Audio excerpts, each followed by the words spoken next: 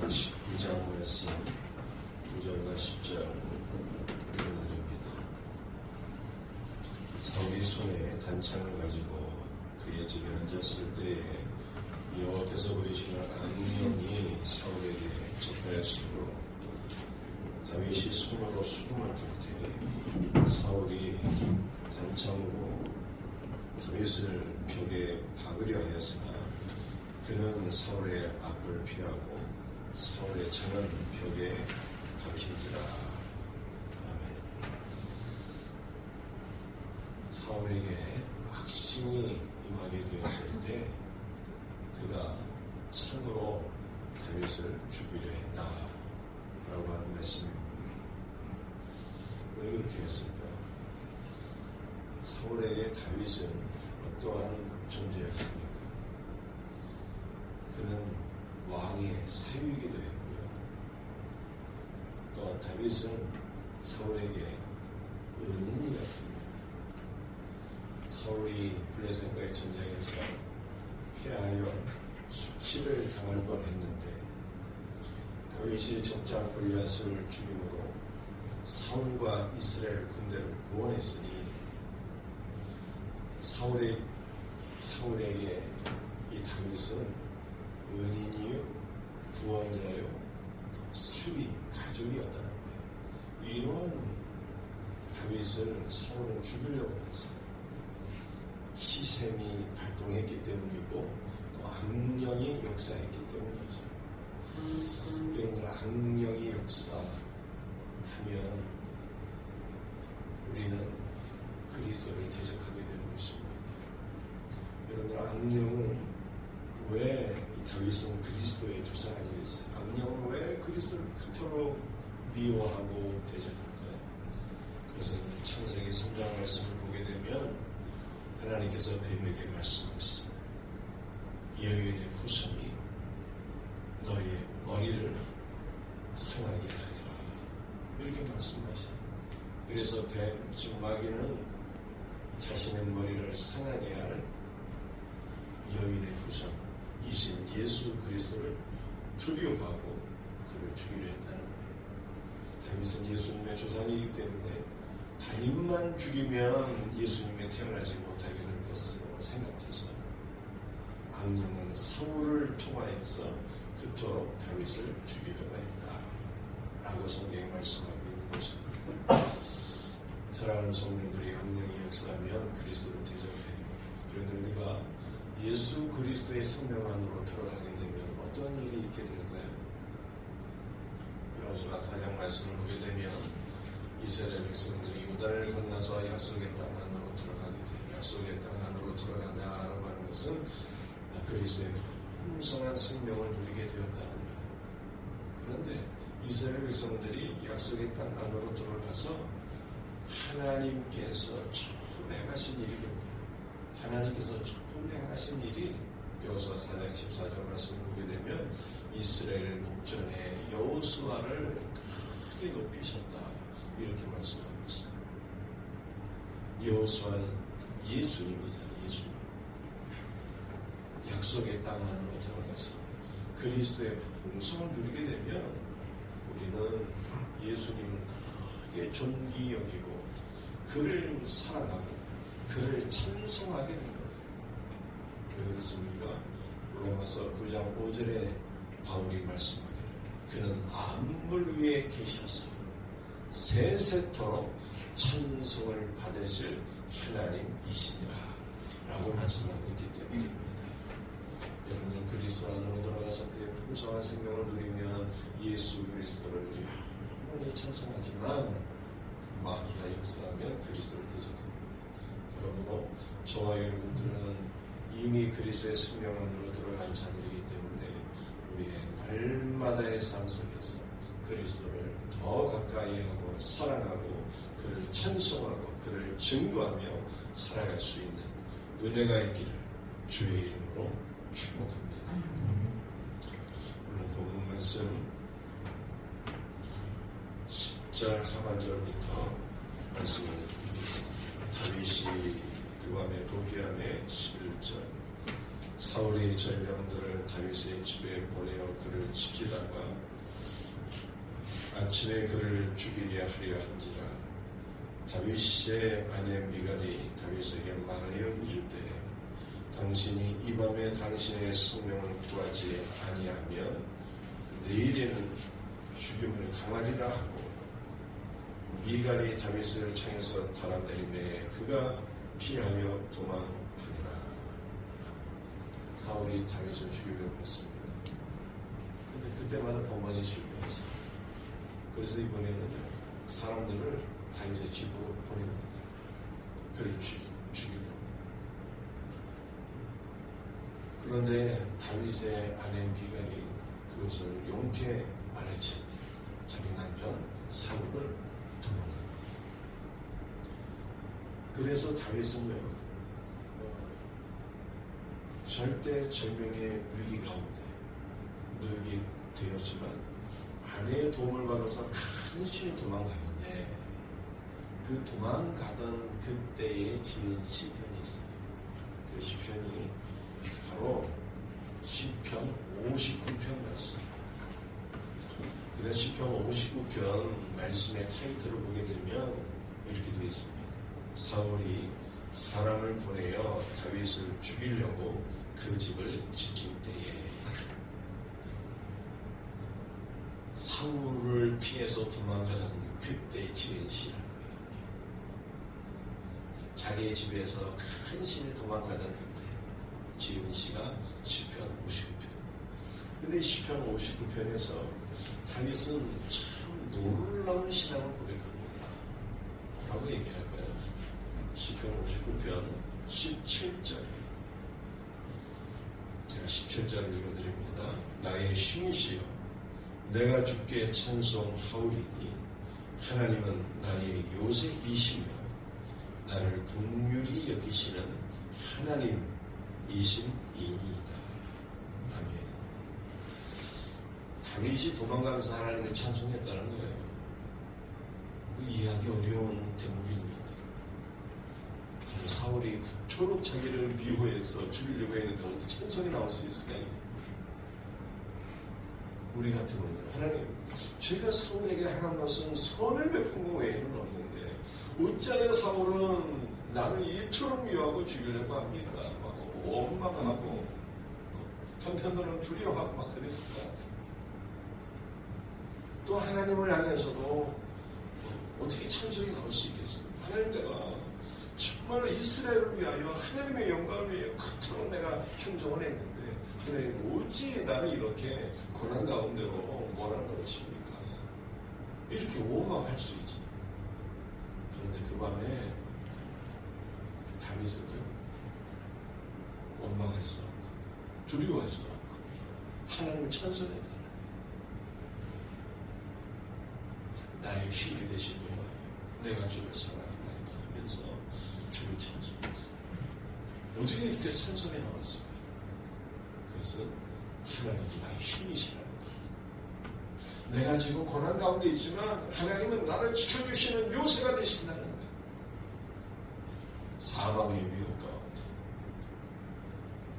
내가 피할 수 있는 요새가 되시기 때문에 나의 힘이 되시고 나의 방패가 되시고 나의 요새가 되시는 하나님 때문에 내가 지금 기뻐하고 감사하고 찬송하고 내가 주의 품 안에서 안전히 거한다. 이렇게 고백하는 것입니다. 여러분이 하나님께서 다윗을 사랑하시는 이유가 있는 거예요. 하나님 왜 다윗을 사랑하셨을까요? 그는 어떠한 상황 가운데 있든지 그리스도를 누리고 그리스도로 인하여 찬송하는 사람이었습니다. 이것이 바로 성경에 말씀하고 있는 영안에 있는 사람인 것입니다. 사랑하는 성도들이, 우리는 상황의 지배를 받는 자가 되어서는 안 돼요. 우리는 상황 속에서 오직 눈을 들어 우리의 힘이 되시고 요새가 되시고 우리의 방패가 되시는 주 예수 그리스도를 바라보고 그를 의지하며 그를 소망하며 그를 누려야 되는 것입니다. 그럴 때 우리는 찬송이 나고 어떤 상황 속에 찬송이 나고 감사가 나고 기쁨이 나고, 이것이 바로 영안의 생각 그리스도입니다. 저와 여러분이 이와 같은 신령한 그리스도인 될 수 있기를 예수님의 이름으로 축복합니다. 마지막 말씀 한 가지 더 나누겠습니다. 23절, 24절. 사무엘상 11장 23절, 24절. 사울이 라마라요스로 가니라 하나님의 영이 그에게도 임하시니 그가 라마라요스에 이르기까지 걸어가며 예언을 하였으며 그가 또 그 옷을 벗고 사무엘 앞에서 예언을 하며 하루 밤낮을 벗은 몸으로 누웠더라. 그러므로 속담에 이르기를 사울도 선지자 중에 있느냐. 집에서 간신히 다윗이 도망갔잖아요. 어디로 도망갔을까요? 도망갈 때가 딱 한 군데밖에 없었어요. 그래서 사무엘이 있는 라마라요시였습니다. 주의 종 사무엘이 있는 그 라마라요스로 다윗이 도피를 해요. 그 소식을 누가 들었을까요? 사울이 들었어요. 그래서 사울도 라마라요스로 갑니다. 무엇 때문에 갔을까요? 하나님을 예배하기 위하여 선지자 사무엘에게 말씀을 듣기 위하여 간 것이 아니었어요. 그는 자기의 원수, 사실은 은인이었고 가족이었지만 원수로 여겼잖아요. 자기 원수 다윗을 죽이려고 한 거예요. 라마라요스로. 그런데 사울이 다윗을 죽이기 위해서 라마라요스로 갔는데 거기서 놀라운 역사가 일어나게 됩니다. 라마라요스에서 하나님의 영이 사울에게 임하게 됩니다. 그래서 사울이 말씀했죠. 하나님의 영이 임하니까 그가 막 예언을 하게 되고 하나님을 찬양하게 되는 것이죠. 그런데 이것이 어떠한 은혜예요?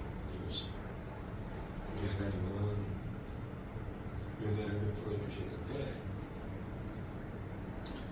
은혜를 베풀어 주시는 이유가 악인들의 모든 죄성을 억눌러서 그로 하여금 범죄하지 못하도록 은혜를 부어주신다라고 하는 것을 성경이 말씀하고 있는 것입니다. 아브라함이요, 기근이 들게 되었을 때 그랄 지방으로 갔어요. 그랄 지방으로 가서 이 사람들이 내 아내를 빼앗기 위해서 나를 죽이면 어떻게 하나 이 두려움이 생겼어요. 그래서 아내를 하지 못하고 누이 동생을 속이게 됩니다. 근데 그나마 아비멜렉이 사울의 아내, 아브라함의 아내 이 사라를 바라보면서 마음을 떼기게 되죠. 그를 신부로 취하려고 데려오게 됩니다. 그런데 그날 밤에 하나님께서 아비멜렉에게 나타나셨죠. 아비멜렉아, 너는 오늘 밤에 죽으리니 네가 데려온 이 여인은 남편이 있는 여인이기 때문이다. 그렇게 말씀하십니다. 그랬더니 이 아비멜렉이 뭐라고 얘기하는 거예요? 아이고 하나님께서 의로운 백성도 죽이십니까? 나는 이 여인이 남편이 있는 것을 알지 못했습니다. 나는 순전한 마음으로 이 여인을 데리고 오고 싶습니다. 그렇게 얘기합니다. 그랬더니 하나님께서 말씀하시기를 나도 네가 순전한 마음으로 이 여인을 데려온 것을 알았기 때문에 너를 막아서 나에게 범죄치 못하게 한 것이다. 이렇게 말씀하십니다. 그러면서 하나님께서 말씀하시기를 네가 오늘 이 밤에 이 여인을 남편에게로 돌려보내면 살겠지만 그렇지 않으면 반드시 정령 죽으리라. 이렇게 말씀하십니다. 하나님께서 아브라함에게는 이 아비멜렉에게 나타나신 이유가 무엇이었습니까? 아비멜렉이 하나님 앞에 범죄하지 못하도록 그의 죄성을 억누르시기 위해서 하나님께서 아비멜렉에게 나타나십니다. 하나님께서는 모든 악인들에게 은혜를 베풀어 주셔서 그들의 죄성을 막으시고 하나님 앞에 범죄하지 못하게 하십니다. 그러므로 오늘 이 새벽에 우리가 기도해야 돼요. 어떻게 기도하면 좋을까요? 하나님, 오늘도 저에게 은혜를 베풀어 주셔서 제가 오늘 범죄하지 아니하고 선을 행할 수 있는 하루가 되게 없어서 그렇게 기도하십니다. 또한 기도할 때 여러분을 괴롭히는 분들이 있습니까? 여러분에게 대적이 있는데 그 대적을 축복하며 기도하셔야 돼요. 하나님, 나의 대적들에게 주께서 은혜를 베풀어 주셔서 나의 대적이 더 이상 나를 괴롭히지 아니하고 나에게 죄를 짓지 않게 하옵소서. 그렇게 기도하셔야 되는 것입니다. 죄인들에게 은혜가 임할 때 죄인들의 죄성이 억누러져서 죄짓지 못하게 됩니다. 그러므로 우리는 내가 원수를 갚으려고 하지 말고 나의 대적들에게 주님의 은혜가 임하도록 기도해야 되는 것입니다. 세 가지 말씀을 드렸어요. 악신이 임하면 그리스도를 대적하지만 그리스도의 생명 안으로 들어가면 그리스도를 사랑하고 존귀 여기고 찬송한다. 영 안에 있는 성도는 상황의 지배를 받지 아니하고 어떠한 상황 속에 있든지 그리스도를 누리고 그리스도를 의지하고 그리스도를 소망한다. 마지막 세 번째, 주님의 은혜가 있어야지 죄인은 죄짓지 않게 된다. 이 말씀을 붙잡고 오늘 새벽에도 기도하고 충만한 은혜가 저와 여러분에게 임하기를 축복합니다. 기도하시겠습니다. 아버지 하나님 감사합니다. 오늘도 주신 말씀을 붙잡고 기도하오니 주여 은혜를 베풀어 주시옵소서. 그리스도의 생명 안으로 들어가서 우리의 일평생 그리스도를 높이고 찬송하고 증거하는 삶으로 나가게 하여 주기를 간절히 기도합니다. 주 예수여, 우리는 어떠한 상황과 형편 속에 있든지 두려워하고 불평불만하지 말게 하옵시고 어떠한 상황이든지 우리의 힘이 되시고 방패가 되시고 요새가 되시는 우리 하나님을 소망하며 의지하며 살아갈 수 있고 찬송하며 살아갈 수 있고 신령한 그리스도인 되게 하여 주시옵소서. 주 예수님, 오늘도 우리에게 성령을 부으사 우리의 심령이 강팍하여 범죄하지 말게 하옵시고 또한 우리 모든 대적들에게도 은혜를 베풀어 주셔서 그들도 범죄하지 아니하고 선하게 살아갈 수 있도록 주여 도와주시옵소서. 모든 것을 감사하고 특별히 우리의 생명생교회 2차 리모델링 은혜 가운데 잘 마무리되어서 우리 생명생교회가 많은 영혼들을 구원할 수 있는 생명의 교회가 될 수 있도록 도와주시옵소서. 주님 역사하여 주옵기를 소원하오며 예수님의 이름으로 기도드립니다.